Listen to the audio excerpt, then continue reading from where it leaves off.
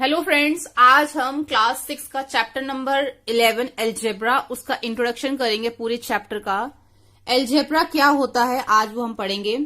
तो सबसे पहले अलजेब्रा के अंदर कुछ वेरिएबल्स होते हैं और ये वेरिएबल्स क्या होते हैं ये हम समझेंगे।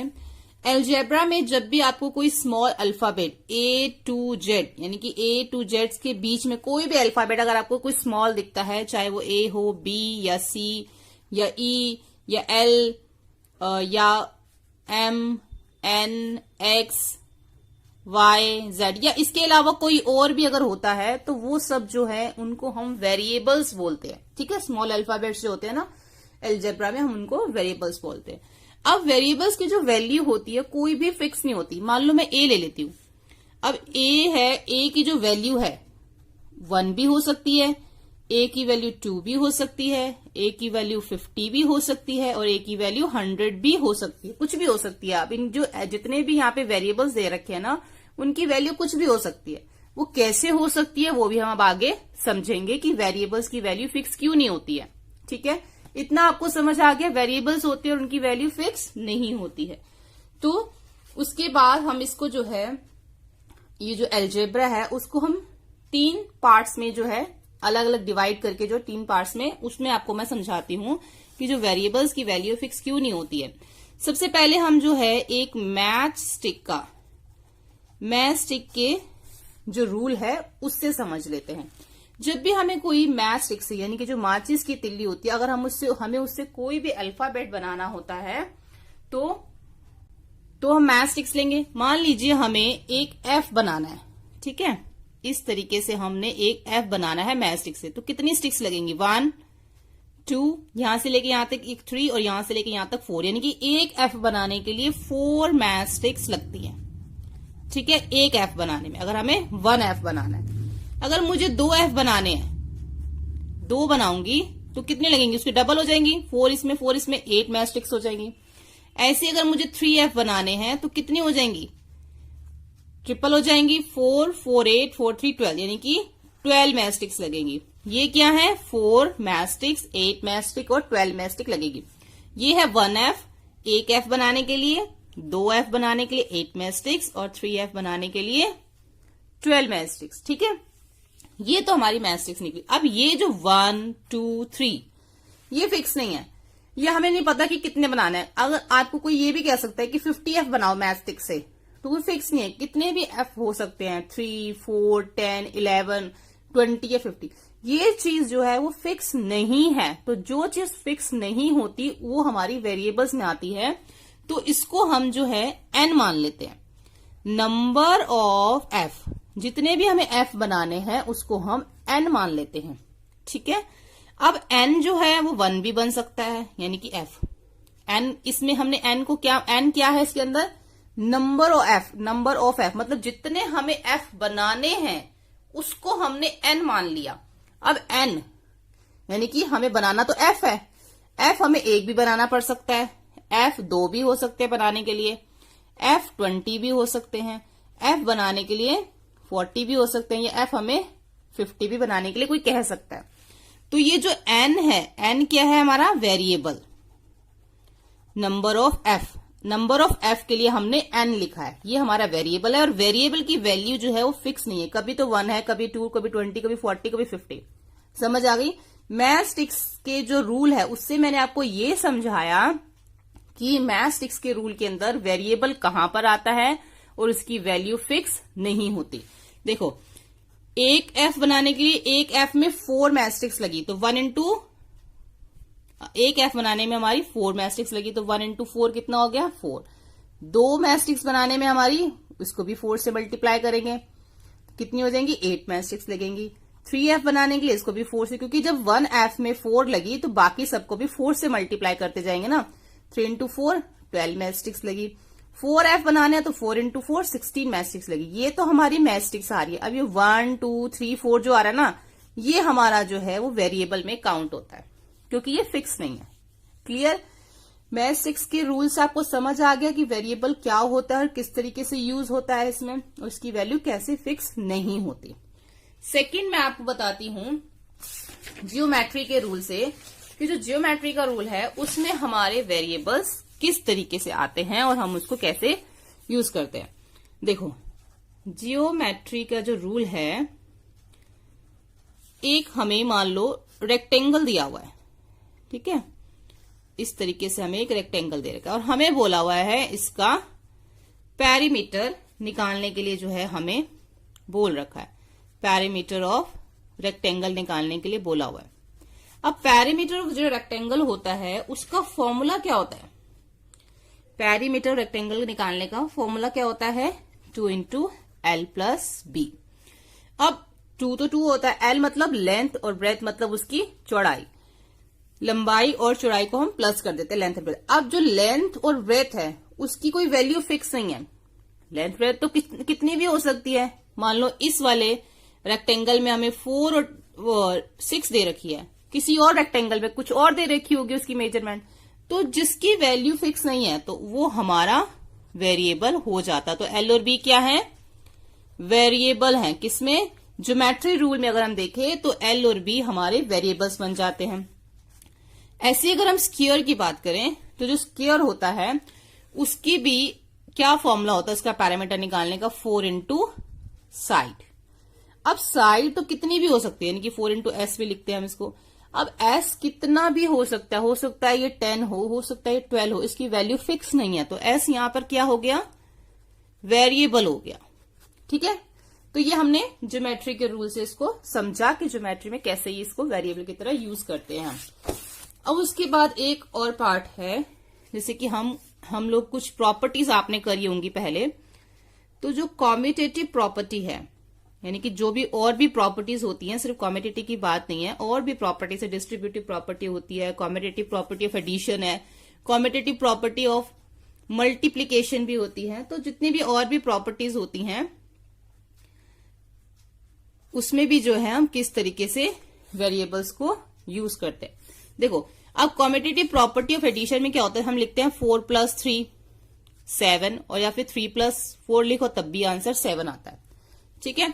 या फिर आप इसको लिखते हो 5 + 2 कितना होगा? 7, और 2 + 5 भी 7 होता है। या फिर आप लिखते हो 6 + 4 10, या 4 + 6 वो भी 10 होता है, ठीक है। ये तो हमारी कॉम्यूटेटिव प्रॉपर्टी ऑफ एडिशन में ऐसे होता है। तो इसकी जगह अगर हम वेरिएबल्स यूज करते हैं, देखो कोई वैल्यू फिक्स नहीं है, a + b हो या b + a हो, ठीक है। अब a + b इनकी कोई वैल्यू फिक्स नहीं है, इसकी a की वैल्यू 4 भी हो सकती है, 5 भी है, 6 या कुछ और भी हो सकती है। ऐसे b की भी वैल्यू कुछ भी हो सकती है, वो कोई फिक्स नहीं होती। तो इस तरीके से जो कॉम्यूटेटिव प्रॉपर्टीज होती हैं या कोई और भी प्रॉपर्टी होती है, तो जो उनमें a और b यूज किया जाता है या कोई भी और अल्फाबेट यूज किया जाता है तो वो वेरिएबल होता है, क्योंकि उसकी कोई वैल्यू फिक्स नहीं है। ऐसी मल्टीप्लिकेशन वाले में क्या होता है, कॉम्यूटेटिव प्रॉपर्टी मल्टीप्लिकेशन, 2 इंटू 3 करो तब भी 6 आएगा, या 3 इंटू 2 करो तब भी 6 ही आएगा। तो यानी कि a इंटू बी और b इंटू ए। अब a और b की वैल्यू यहाँ पे कोई फिक्स नहीं है। ऐसी डिस्ट्रीब्यूटिव प्रॉपर्टी भी होती है। अभी मैं आपको सिर्फ इसमें 2 ही बता रही हूँ, क्योंकि आपकी बुक में जो है सिर्फ इतना ही 2 ही प्रॉपर्टीज की बात हो रही है। तो प्रॉपर्टी तो और भी होती है, उनमें भी जो है वेरिएबल्स यूज होते हैं। अब 7 इंटू 38 है, इसको डिस्ट्रीब्यूट कैसे करते हैं? 7, उसके बाद 30 को 30 + 8, 38 हो गया। 7 को 30 से मल्टीप्लाई करते हो, फिर 7 को 8 से मल्टीप्लाई करते हो, फिर दोनों का आंसर को प्लस करते हो ना। ऐसे इसकी जगह हम वेरिएबल यूज करें तो a हो गया, और इसके अंदर आ जाएगा b into C, sorry b + c, b plus का साइन है। तो जैसे कि हमने यहाँ पे नंबर हमारा है 7, ये जो बीच में इंटू हो गया, 30 + 8 हो गया ना ये। अब यहाँ पे जब हमने वेरिएबल यूज किया तो a इंटू b + c हो गया ब्रैकेट के अंदर। अब a की वैल्यू भी कुछ भी हो सकती है, b और c की वैल्यू भी कुछ भी हो सकती है। तो ये हमारे सारे क्या हो गए? वेरिएबल्स हो गए हमारे ये कॉम्यूटेटिव प्रॉपर्टी। इसको बोलते हैं अर्थमेटिक रूल, ठीक है, जिसमें हम प्रॉपर्टीज के बारे में समझा। ये हमारा अर्थमेटिक रूल है। सबसे पहले हमने मैथमेटिक्स का रूल समझा, उसके बाद हमने ज्योमेट्री के रूल से समझा, अब हमने ये अर्थमेटिक रूल से इसको समझा। अब आगे हम इसमें ये देखेंगे कि जब हमने ये तीनों चीजें समझ ली कि वेरिएबल क्या होते हैं, किस तरीके से हम इनको यूज करते हैं, अब हम देखेंगे कि जो एल्जेब्रा में एक्सप्रेशंस कैसे बनते हैं वेरिएबल्स के साथ, ठीक है। अब एल्जेब्रिक एक्सप्रेशन बनते हैं ना, वो वेरिएबल के साथ कैसे बनते हैं वो चीज हम इसमें समझेंगे। हम लिखते हैं इसको एक्सप्रेशन विद वेरिएबल्स। ठीक है, अब एक्सप्रेशन बनाने के लिए क्या होता है, कुछ ऑपरेशंस लिखते हैं, और वो ऑपरेशंस कौन से होते हैं, किस तरीके से हम उसको यूज करते हैं। तो वो ऑपरेशन होता है प्लस, माइनस, मल्टीप्लाई और डिवाइड। ठीक है, ये सब ऑपरेशंस लगते हैं। और वेरिएबल्स आपको पता ही क्या होता है, ए टू जेड के बीच में कोई भी अल्फाबेट हो वो हमारा वेरिएबल होता है। ये हमारा क्या है, वेरिएबल्स।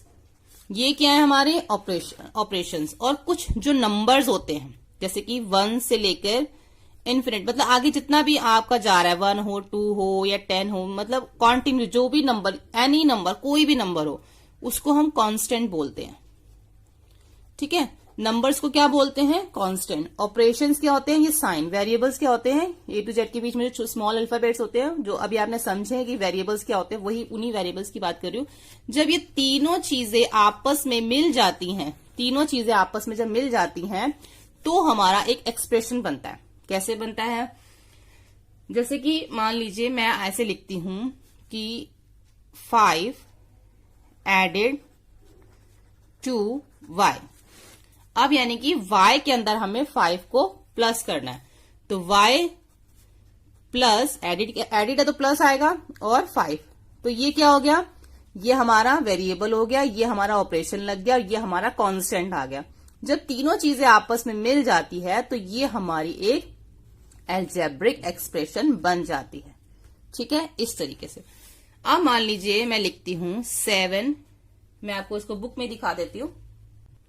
ये देखो यहां पे लिखा हुआ ना, 7 सब्ट्रैक्टेड फ्रॉम t, यानी कि t में से 7 को माइनस करना है, तो t माइनस 7 हो जाएगा। t क्या वेरिएबल, माइनस ऑपरेशन, 7 क्या कांस्टेंट, तीनों मिल गए, एक एक्सप्रेशन बन गई।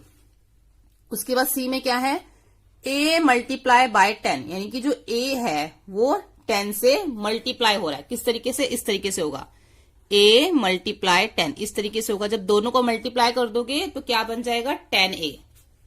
ठीक है, ऐसे जो है x डिवाइडेड बाय 3, यानी कि x जो है वो 3 से डिवाइड हो रहा है, तो ऐसे लिखेंगे x डिवाइडेड बाय 3, इस तरीके से लिखेंगे, ये हमारी एक एक्सप्रेशन बन गई। ऐसे जो q है वो मल्टीप्लाई हो रहा है -5 से, यानी कि q मल्टीप्लाई -5। ठीक है, तो ये जब इससे मल्टीप्लाई होगा तो क्या बन जाएगा, -5q बन जाएगा। ऐसे पहले यहां लिखा है फर्स्ट x मल्टीप्लाई बाय 3, पहले तो x को 3 से मल्टीप्लाई करो, उसके बाद then 2 added from the product, और जो भी उसका आंसर आएगा उसमें 2 प्लस कर दो। क्या बोला है, सबसे पहले x को मल्टीप्लाई करो 3 से, तो क्या आ जाएगा हमारा, 3x आ जाएगा। फिर उसमें 2 ऐड कर दो, यानी कि 3x में प्लस कर दो 2। ठीक है, ये x, और जब 3 को हमने मल्टीप्लाई किया तो इसका प्रोडक्ट क्या आया, 3x, तो इसके प्रोडक्ट में ही हमें उन्होंने 2 प्लस करने के लिए बोला था, तो हमने इसको प्लस कर दिया, तो क्या एक्सप्रेशन बन गई, 3x प्लस 2। ऐसे ही आगे g दे रखा है, फर्स्ट y मल्टीप्लाई बाय 2, सबसे पहले तो y को 2 से मल्टीप्लाई करो, 2 को y से मल्टीप्लाई करो, उसके बाद जो उसका प्रोडक्ट आएगा उसमें 5 माइनस कर दो। तो पहले हम क्या करेंगे, y मल्टीप्लाई बाय 2, इसका प्रोडक्ट क्या आया, 2y। अब इसके अंदर हम माइनस करना है हमें 5, तो 2y माइनस 5 हो जाएगा, जैसे कि यहाँ पे लिखा हुआ है। तो इस तरह से हमारी एक्सप्रेशंस बनती हैं। ठीक है, आगे और भी एग्जांपल्स दे रखे हैं, ये आप खुद से देख सकते हैं, और भी नीचे अच्छे से समझा रखा है इसमें। बाकी जब आप एक्सरसाइज करेंगे तो आपको साथ साथ में समझ में आता रहेगा। अब मैं आपको इसमें ये समझाती हूँ यूजिंग एक्सप्रेशन प्रैक्टिकली, यानी कि एक्सप्रेशंस जो हम बनाते हैं उसको किस तरीके से प्रैक्टिकली यूज करते हैं। देखो, हमें ना अलग अलग तरह की सिचुएशंस दे रखी होती है।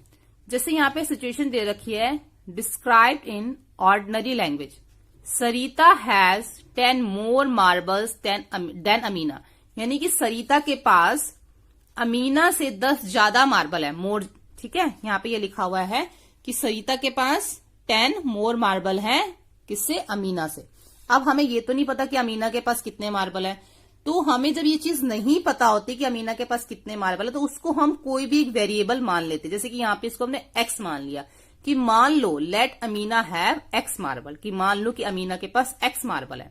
ठीक है, अब हमें पता चल गया कि अमीना के पास x मार्बल है और 10 ज्यादा तो सरिता के पास है, तो एक्सप्रेशन क्या बनेगी, x + 10, यानी कि अमीना के पास जितने मार्बल है उससे 10 ज्यादा सरिता के पास है, तो एक्सप्रेशन बन गई x + 10 मार्बल। ठीक है, उसके बाद जो है बालू is 3 years younger than Raju, जो बालू है वो 3 साल छोटा है राजू से। अब हमें राजू की एज नहीं पता, तो अब राजू की एज कुछ भी मान सकते हो, x y z कुछ भी मान सकते हो, तो यहां पे इन्होंने राजू की एज को x मान लिया। Let Raju age be x years। ठीक है, अब उससे 3 साल छोटा है ना, छोटा मतलब माइनस, तो x में से 3 माइनस कर देंगे, तो ये इसकी एक एक्सप्रेशन बन जाएगी। ठीक है, अब यहां है Vikas is twice as old as Raju, जो विकास है वो 2 गुना, ट्वाइस मतलब 2 गुना बड़ा है किससे, राजू से। अब राजू की एज तो हमें नहीं पता, तो राजू की एज को x मान लिया। आप कुछ भी मान सकते हो, यहां पे इन्होंने x माना हुआ कि राजू की एज x है, उससे 2 गुना ज्यादा जो है वो विकास की एज है। तो 2 गुना मतलब ट्वाइस मतलब होता है डबल, डबल मतलब मल्टीप्लाई, यानी कि यहां पे क्या करा उन्होंने, 2 को x से मल्टीप्लाई कर दिया 2x, यानी कि विकास की आयु क्या, एज क्या आ गई, 2x हो गई, क्योंकि उससे वो डबल थी उसकी। ठीक है, जब भी डबल हो, ट्वाइस हो, थ्राइस हो तो मल्टीप्लाई करते हैं। Raju's father age is 2 years more than 3 time Raju's age, जो राजू की जो फादर की एज है वो 2 साल, 2 years मोर देन है 3 टाइम, राजू की एज से 3 टाइम, जितनी भी राजू की एज होगी उससे 3 टाइम, और उसमें फिर 2 और मोर है, यानी कि राजू की एज से 3 टाइम मतलब मल्टीप्लाई, और मल्टीप्लाई करके जो आंसर आएगा उसमें 2 और मोर है। तो क्या करेंगे, राजू की एज को x मान लिया, अब राजू की एज से 3 टाइम था, तो 3 × x कितना आ जाएगा, 3x। अब उसमें 2 years मोर भी है, तो 3x + 2, जैसे कि यहां पे लिखा हुआ है। तो क्या एज आ गई राजू के फादर की, 3x + 2 जो है वो राजू के फादर की एज आ गई। ठीक है, इस तरीके से करते हैं इसमें। ऐसे ही जो है ना सरिता, यहाँ पे सिचुएशंस और दे रखी हैं। How old will Susan be 5 years from now, कितने साल, अभी वो जितने साल की है तो अगले 5 साल में वो कितने साल की होगी। ठीक है, हाउ ओल्ड कितनी बड़ी हो जाएगी सुजैन अगले 5 सालों में, अभी जितने साल की है उससे अगले 5 साल में। तो अभी तो हमें पता ही नहीं उसकी एज क्या है, तो जो अभी उसकी एज नहीं पता उसको हम y मान लेते हैं कि अभी उसकी एज जो है y है, तो उसमें 5 प्लस कर देंगे कि नेक्स्ट 5 years में उसकी एज जो है y + 5 होगी। ठीक है, how old was Susan 4 years ago, अब 4 साल पहले उसकी एज क्या थी, अब से हमें अभी भी उसकी एज नहीं पता, तो उसको हमने y मान लिया। तो 4 साल पहले की बतानी है, 4 years ago की बतानी है, तो y - 4 कर देंगे। ठीक है, अब जो है प्राइस ऑफ व्हीट पर kg इज ₹5 लेस, जो व्हीट का जो प्राइस है वो 5 रुपए कम है, 5 less than price of rice पर kg, जितना जो चावल का प्राइस है उससे 5 रुपीज कम जो है वो गेहूं का, व्हीट का प्राइस है। अब हमें ये तो पता नहीं कि राइस का क्या प्राइस है, तो राइस के प्राइस को हमने P मान लिया, उसमें से 5 जो है वो माइनस कर दिया। अब इसमें एक चीज देखिए, जैसे कि मैंने आपको ये समझाया कि सारी एक्सप्रेशंस जो हैं वो इस तरीके से बनती हैं, ये तो हमने एक्सप्रेशंस पढ़ा। अब आगे जो हम इक्वेशंस आएंगी, ठीक है, इक्वेशन और एक्सप्रेशन में क्या फर्क होता है वो मैं अभी आपको समझाऊंगी, लेकिन मैं आपको इसमें एक चीज बता देती हूँ। जब हम इक्वेशन बनाते हैं ना, तो जैसे यहाँ पे y हमें नहीं पता क्या है, p हमें नहीं पता क्या है, x हमें नहीं पता क्या है, तो इक्वेशन में हमें इनकी वैल्यू भी निकालनी होती है। ठीक है, हमें इनकी वैल्यू भी निकालनी होती है। हम कैसे इनकी वैल्यू निकालते हैं, हमें ये पता भी लगाना होता है इक्वेशन में कि जो y है वो है कितना, ये p है वो कितना है, तो इक्वेशन में हमें ये पता लगाना होता है, जबकि एक्सप्रेशन में हमें ये सब नहीं निकालना होता, सिर्फ जैसा उन्होंने बोला होता हमें उसको वैसा ही लिखना होता है। अब इक्वेशन में और एक्सप्रेशन में क्या फर्क होता है। इक्वेशन तो जैसे ये बन गई y + 5, ये इक्वेशन बन गई। अगर मैं यहां लिख दूं y + 5 = 10, तो ये तो हमारी एक्सप्रेशन हो गया कि एक कोई भी, सॉरी, ये हमारा क्या है, एक्सप्रेशन है कि y + 5 तो हमारा एक एक्सप्रेशन बन गया। अगर मैं y + 5 के साथ = 10 भी लिख देती हूं तो वो हमारी एक इक्वेशन बन जाती है जिसके बीच में = का साइन होता है। इसका मतलब ये होता है कि y की वैल्यू हमें इसमें निकालनी है। y की वैल्यू कितनी है कि आंसर हमारा 10 आया। ठीक है, इसको हम ऐसे कर सकते हैं, अगर 1 + 5 लिखेंगे तो 5 आएगा, तो यानी कि 1 तो वैल्यू होगी नहीं, हमें तो 10 आंसर लाना है। अगर हम 2 + 5 लिखेंगे तो क्या आएगा, 7 आएगा, तो ये y की वैल्यू 2 भी नहीं हो सकती क्योंकि हमारा आंसर अभी 10 आया ही नहीं है। 3 + 5 लिखेंगे तो 8 आएगा, अगर हम 4 + 5 लिखेंगे तो 9 आएगा, अगर हम 5 + 5 लिखते हैं तो 10 आता है। इट मीन्स y की जो वैल्यू है वो 5 होनी चाहिए, तभी जो हमारा आंसर 10 आएगा। तो अगर मैं यहाँ पे 5 + 5 करती हूँ, y की जगह पे 5 लिखती हूँ, तो हमारा आंसर 10 आता है। यानी कि 5 + 5 कितना हो गया, 10, और इधर तो पहले से ही 10 था, तो यानी कि दोनों साइड जो है वो इक्वल हो गई। ये हो गई हमारी लेफ्ट हैंड साइड और ये हो गई हमारी राइट हैंड साइड, दोनों क्या हो गई, इक्वल हो गई। तो जहां पे लेफ्ट हैंड साइड और राइट हैंड साइड दोनों होती हैं वो हमारी इक्वेशन होती है, और जिसमें = का साइन नहीं होता वो हमारी एक्सप्रेशन होती है। ठीक है, इस तरीके से जो है हम वेरिएबल्स की वैल्यू निकालते हैं इक्वेशंस के अंदर। तो होपफुली जो है आपको ये जो सब समझ में आ